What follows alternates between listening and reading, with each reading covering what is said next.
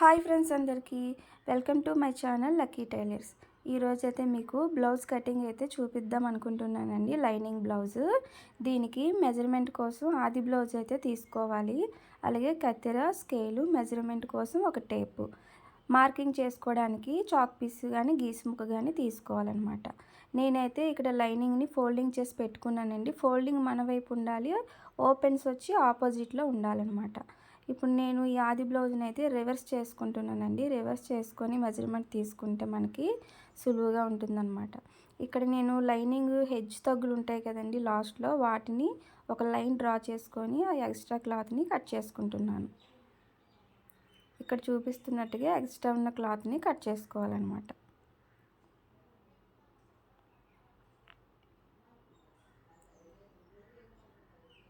అలాగే మళ్ళీ 1/2 ఇంచ్ మార్జిన్తో ఖర్చు కోసం ఒక లైన్ అయితే డ్రా చేసుకోవాలి. 1/2 ఇంచ్ సరిపోతుందండి ఖర్చు కోసం అన్నమాట. ఇప్పుడు బ్యాక్ పార్ట్లో పొడవని డ్రా చేసుకుందాం.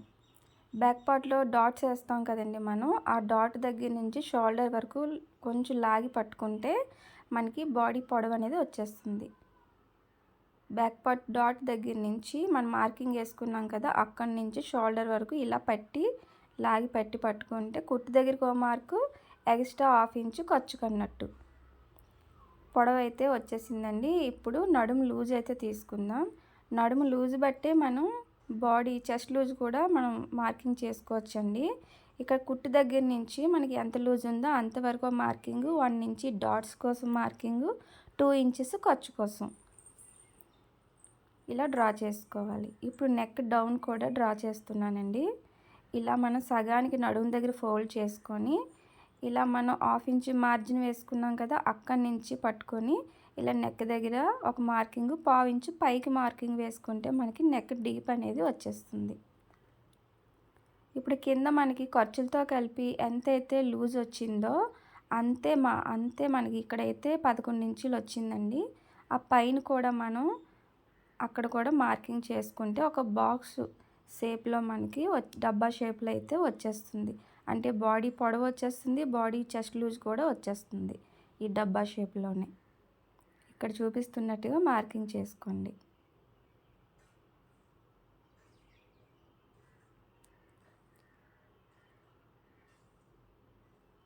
ఇక్కడ 2 ఇంచులకి మనం ఎక్స్ట్రా ఖర్చుకు పెట్టుకున్నాం కదండి, అదైతే మార్కింగ్ చేశాను. ఇక్కడ ఫుల్ షోల్డర్ వచ్చి నేను 5.5 తీసుకున్నాను. ఇది నెక్ పైకి ఉంటుందండి, అందుకే చిన్న సైజ్ బ్లౌజ్ అయినా కానీ 5.5 తీసాను. నెక్ విత్ వచ్చేసి 2.5 తీసుకున్నాను. ఆర్మ్ డౌన్ వచ్చేసి 6 ఇంచెస్ తీసుకున్నానండి. 6 ఇంచీలు.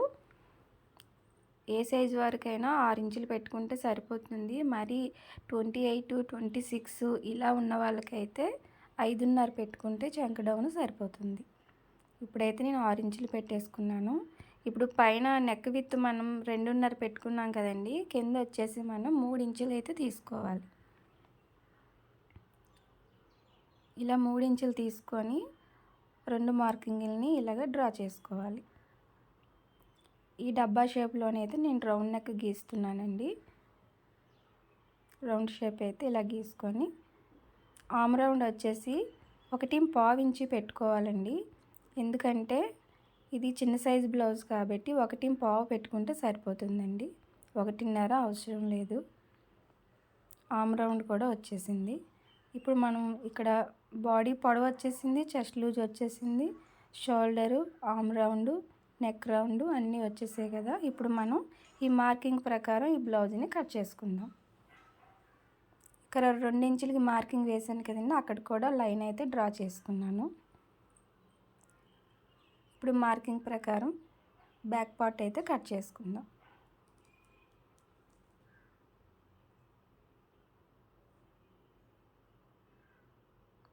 అయిపోయిందండి, బ్యాక్ పార్ట్ అయితే అయిపోయింది. ఇక్కడ 2 ఇంచుల దగ్గర ఒక టక్స్ అయితే ఇచ్చేసుకోండి. కుట్టేటప్పుడు మనకి కుట్టు అనేది స్ట్రైట్గా నీట్గా వస్తుందన్నమాట. ఇప్పుడు హ్యాండ్ అయితే కట్ చేసుకుందాం. హ్యాండ్ లూజు బ్యాక్ పార్ట్లో ఆర్మ్ రౌండ్ ఉంది కదండి, దాన్ని బట్టి మనం హ్యాండ్ లూజ్ అనేది తీసుకుంటే మనకి హెచ్చు తగ్గులు అనేవి లేకుండా కరెక్ట్గా వస్తుందన్నమాట. ఇక్కడ చూపిస్తున్నట్టుగా టేప్తో ఇలా రౌండ్గా కొలుచుకోండి. నాకైతే 10.5 వచ్చింది. ఇప్పుడు నేను ఈ 10.5లో 1 ఇంచీ తగ్గించుకొని 9.5 ఇంచీలు అయితే లూజ్ అయితే తీసుకుంటున్నాను హ్యాండ్కి. నాకు ఇక్కడ సరిపోలేదండి, ఫోల్డింగ్ మారుస్తున్నాను. మనం అడ్జస్ట్ చేసుకోవాలన్నమాట. అక్కడ మనకి చంకల దగ్గర లైనింగ్ చిన్న ముక్కలు అయితే పడతాయి, ఒకవైపు వస్తాయండి ముక్కలు, ఒకవైపు జాయింట్ వేసుకుంటే సరిపోతుంది. ఇప్పుడు నాకు 9.5 కరెక్ట్గా వచ్చిందండి. 9.5 కరెక్ట్గా సరిపోయింది. ఇప్పుడు మనం హ్యాండ్ లూజ్ అయితే తీసుకోవాలండి. దానికన్నా ముందు ఇక్కడ హెచ్చు తగ్గుల కోసం ఒక లైన్ అయితే డ్రా చేసుకుంటున్నాను. ఈ హెచ్చు తగ్గులు అనేవి మనం తీసేసుకోవాలండి, లేదంటే కరెక్ట్గా మనకి మెజర్మెంట్ అనేది కరెక్ట్గా రాదు. హెచ్చు తగ్గులుగా ఎగుడు దిగుడుగా వస్తాయన్నమాట. హెచ్చు తగ్గులు తీసుకొని నీట్గా ఇలాగా లైన్ డ్రా చేసుకొని ఎక్స్ట్రా ఉన్న క్లాత్ని తీసేసుకోండి. ఇప్పుడు మళ్ళీ 1/2 ఇంచు మార్జిన్తో ఒక లైన్ అయితే డ్రా చేసుకోవాలి, ఖర్చు కోసం అన్నమాట. ఇలా డ్రా చేసుకున్న తర్వాత మనం ఇప్పుడైతే హ్యాండ్ లూజ్ చూసుకుందామండి. ఇలా ఆది బ్లౌజ్ని తీసుకొని మనం ఇక్కడ కొంచెం లాగి పట్టుకుంటే హ్యాండ్ లూజ్ అనేది కరెక్ట్గా వచ్చేస్తుంది. ఇలా పట్టుకొని కుట్ల వరకు ఒక మార్జిన్ వేసుకోవాలి, 2 ఇంచులు ఖర్చుకు వేసుకోవాలి. హ్యాండ్ లూజ్ అయితే వచ్చేసిందండి. అలాగే హ్యాండ్ పొడవు కూడా తీసుకుందాం. హ్యాండ్ పొడవు వచ్చేసి మనకి కుట్టు ఎక్కడి వరకు ఉందో అక్కడి వరకు ఒక మార్కింగ్, 1/2 ఇంచు పైకి మార్కింగ్. మనకి హ్యాండ్ లూజు వచ్చేసింది, పొడవు వచ్చేసింది. ఇప్పుడు ఖర్చులతో కలిపి మనకి ఎంత పొడవు అయితే వచ్చిందో ఒకసారి కొలుచుకోవాలండి. ఇక్కడైతే 8.5 వచ్చింది, ఆపోజిట్లో కూడా అదే 8.5 మార్కింగ్ చేసుకోవాలి. ఇప్పుడు ఆ మార్కింగ్ ఈ మార్కింగ్ని మనం ఒక లైన్ అయితే డ్రా చేసుకోవాలి, రెండింటిని కలుపుకుంటూ. ఇప్పుడు చంక డౌన్ కూడా మనం తీసుకుందామండి. ఇది చిన్న సైజు బ్లౌజ్ కాబట్టి 3 ఇంచులు తీసుకుంటే సరిపోతుంది. చంక డౌన్ కోసం 3 ఇంచులు మార్కింగ్ చేశానండి. అలాగే మనం 2 ఇంచులు ఖర్చు పెట్టుకున్నాం కదా, ఖర్చు కోసం 2 ఇంచులు మళ్ళీ డ్రా చేసుకున్నాను. ఇక్కడ పైన కూడా మనం హ్యాండ్ షోల్డర్ దగ్గర 2 ఇంచులకి మార్కింగ్ చేసుకొని అటుపక్క 2 ఇంచులు మార్కింగ్ చేసుకున్నాం కదండి, ఈ 2 మార్కింగ్ని కూడా ఇలాగా స్ట్రైట్గా ఒక లైన్ అయితే డ్రా చేసుకోవాలి. ఈ మార్కింగ్ని 2 ఇంచుల మార్కింగ్ దగ్గర నుంచి హ్యాండ్ లూజ్ మార్కింగ్కి ఒక లైన్ అయితే డ్రా చేసుకోవాలి. మీకు అర్థమైందని అనుకుంటున్నాను. ఒకవేళ ఏమైనా డౌట్స్ ఉంటే కామెంట్లో అడగండి. కొంచెం లైటింగ్ అది బాగాలేదండి, అందుకే కొంచెం ఇలా వచ్చింది. నెక్స్ట్ టైం నుంచి మంచిగా ప్రిపేర్ అయ్యి ఉండాలి. ఇక్కడ 2 ఇంచులకి షోల్డర్ దగ్గర మార్కింగ్ చేసాం కదండి, 1 ఇంచుకి మార్కింగ్ చేసుకొని ఆ 2 ఇంచుల దగ్గర 1/2 ఇంచుకి కొంచెం దించుకొని ఇలా కొంచెం కొంచెంగా ఆమ్ రౌండ్ అంటే ఇచ్చేసుకోవాలి. అంతేనండి, హ్యాండ్ కటింగ్ కూడా అయిపోయింది. ఇక్కడ 2 ఇంచులు మార్కింగ్ చేసుకున్నాం కదా ఖర్చు కోసం, అక్కడైతే ఒక టక్స్ అయితే ఇచ్చేసుకోవాలి. మనకి హ్యాండ్ దగ్గర నుంచి బాడీ పార్ట్ జాయింట్ చేసుకున్నప్పుడు మనకి ఆ టక్స్ దగ్గర నుంచి లైన్గా కుట్టు వేసుకోవడానికి బాగుంటుందన్నమాట. ఇక్కడ హ్యాండ్ లోతు అయితే తీస్తున్నానండి. హ్యాండ్ లోతు తీసేటప్పుడు ఖచ్చితంగా 3/4 ఇంచు అయితే ఉండాలండి.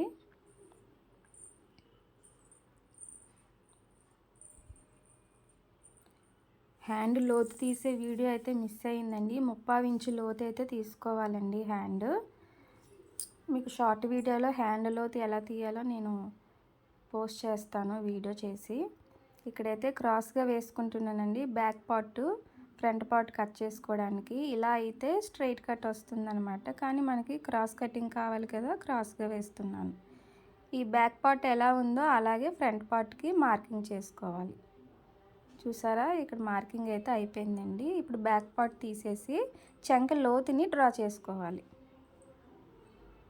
ఒక 1/2 ఇంచుకి 3/4 ఇంచుకి మధ్యలో ఉండాలండి కొలత. ఇలా చంక రౌండ్ దగ్గర లోతుని డ్రా చేసుకోవాలి. లోతు అయితే డ్రా అయిపోయిందండి. ఇప్పుడు నెక్ ఫ్రంట్ పార్ట్లో నెక్ డౌన్ అయితే నేను డ్రా చేస్తున్నాను. 6 ఇంచెస్ అయితే పెడుతున్నానండి. వీళ్ళకి 6 ఇంచులా పెట్టాలి. 6 ఇంచులు అయితే పెట్టి చిన్న రౌండ్ అయితే ఇచ్చేసుకోండి. ఇది రౌండ్ నెక్కే కాబట్టి చిన్న రౌండ్ తిప్పేసుకుంటే అయిపోతుంది. ఇప్పుడు మన ఫ్రంట్ పార్ట్లోని పొడవని మెజర్మెంట్ చేసుకోవాలండి. ఆది బ్లౌజ్లో నుంచి ఊక్స్ పట్టి ఉంటుంది కదా, అక్కడ మనం మెయిన్ డాట్ వేస్తాం కదా, మెయిన్ డాట్ దగ్గర నుంచి షోల్డర్ మధ్యలోకి పట్టుకొని ఇలా మనం ఖర్చుతో సహా కొలుచుకోవాలన్నమాట. షోల్డర్ దగ్గర నుంచి కింద మనకి మెయిన్ డాట్ ఉంది కదా, అక్కడ వరకు ఒక మార్కింగ్ పావించు ఖర్చుకన్నట్టు. ఇక్కడ నెక్ డ్రా చేసాం కదండి, అక్కడ పావించి వదిలిపెట్టి 4వ ఊక్స్ దగ్గరికి మార్కింగ్ చేసుకోండి. అలాగే ఇక్కడ షేప్ బెల్ట్ కాడ చంక దగ్గర నుంచి షేప్ బెల్ట్ వరకు ఒక మార్కింగ్ చేసుకోండి. ఖర్చుతో సహా మనం మార్కింగ్ చేసుకోవాలి. ఇగోండి 1/2 ఇంచు ఖర్చుకు వదిలిపెట్టాను. షేప్ బెల్ట్ దగ్గరికి ఒక ఖర్చు, 1/2 ఇంచు ఎక్స్ట్రా ఖర్చు. ఈ మూడింటిని ఇలాగా మనం కలిపేసుకోవాలి. ఫ్రంట్ పార్ట్ అయితే రెడీ అయిపోయిందండి. డాట్స్ కోసం నేను ఇక్కడ 2.5 ఇంచీలకి మార్కింగ్ అయితే చేశానండి.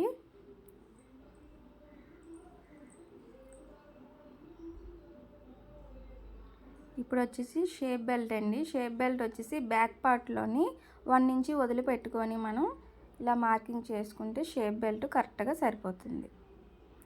1 ఇంచ్ అయితే వదిలిపెట్టుకోవాలండి.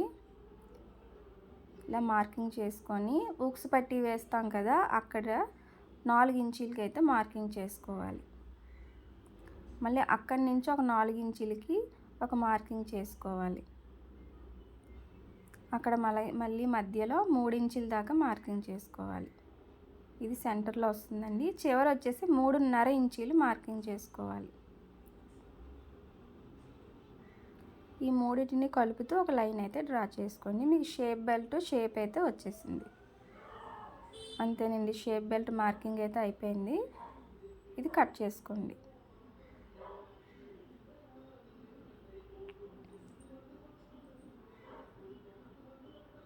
ఇప్పుడు ఇదే క్లాత్లో నేను ఇంకొక 2 షేప్ బెల్ట్ అయితే కట్ చేస్తున్నానండి. మన క్లాత్ ఎక్కువనే మిగిలింది ఇది.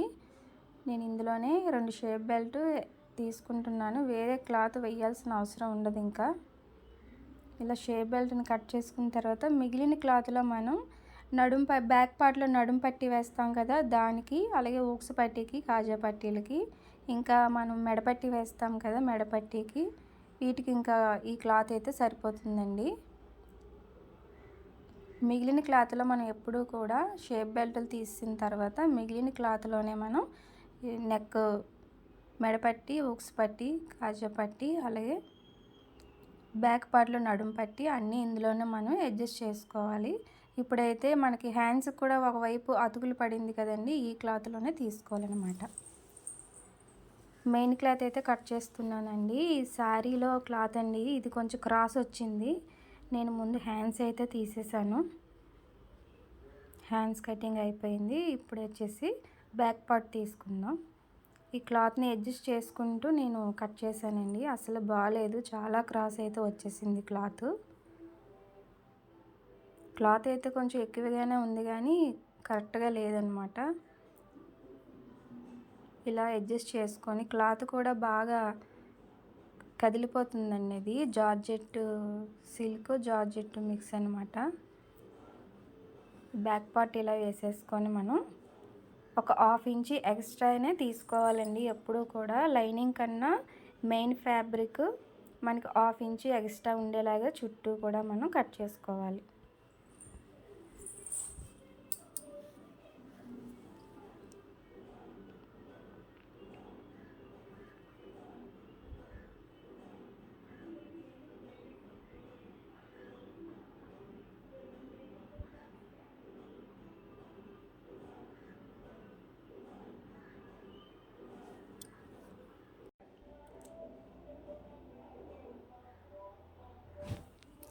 బ్యాక్ పార్ట్ అయితే కటింగ్ అయిపోయిందండి.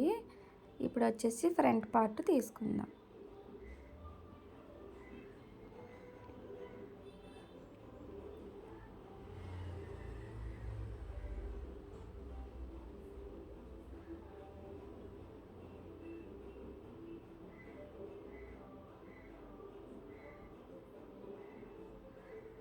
ఇది కూడా క్రాస్గానే వేసుకోవాలండి.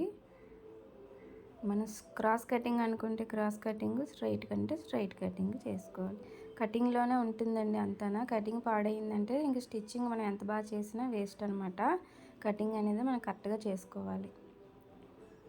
ఫ్రంట్ పార్ట్ కూడా అయిపోయిందండి కటింగు. ఇప్పుడు షేప్ బెల్ట్ కూడా తీసేసుకొని మిగతా మనకి ఎక్స్ట్రా అనేది క్లాత్ వచ్చేసి జాగ్రత్త పెట్టుకోవాలండి. ఇది మనం హ్యాండ్స్కి అతుకులు పడతాయి కదా, వాటికి ఉపయోగించుకోవాలన్నమాట. ఇక్కడ షేప్ బెల్ట్ కూడా తీసేస్తున్నాను. ఈ మిగిలిన క్లాత్ మనకి హ్యాండ్స్కి 4 వైపులు కూడా అతుకులు అయితే వచ్చాయండి. మనం వాటికి యూజ్ చేసుకోవాలి. బ్లౌజ్ పూర్తయ్యే వరకు కూడా మనం ఈ లైనింగ్ క్లాత్ కానీ మెయిన్ ఫ్యాబ్రిక్ కానీ చిన్న ముక్క కూడా పడేయకూడదండి. చాలా జాగ్రత్తగా పెట్టుకోవాలి. మనకి బ్లౌజ్ పూర్తయిన తర్వాత పడేసుకున్నా పర్వాలేదు, కానీ అప్పటి వరకు క్లాత్లు అయితే చాలా జాగ్రత్తగా పెట్టుకోవాలి. మీకు ఈ వీడియో నచ్చిందని అనుకుంటున్నాను. ఎలా ఉంది ఏంటి అనేది కామెంట్ చేయండి. వీడియో నచ్చితే లైక్ చేయండి, షేర్ చేయండి, మన ఛానల్ని సబ్స్క్రైబ్ చేసుకోండి. Bye friends.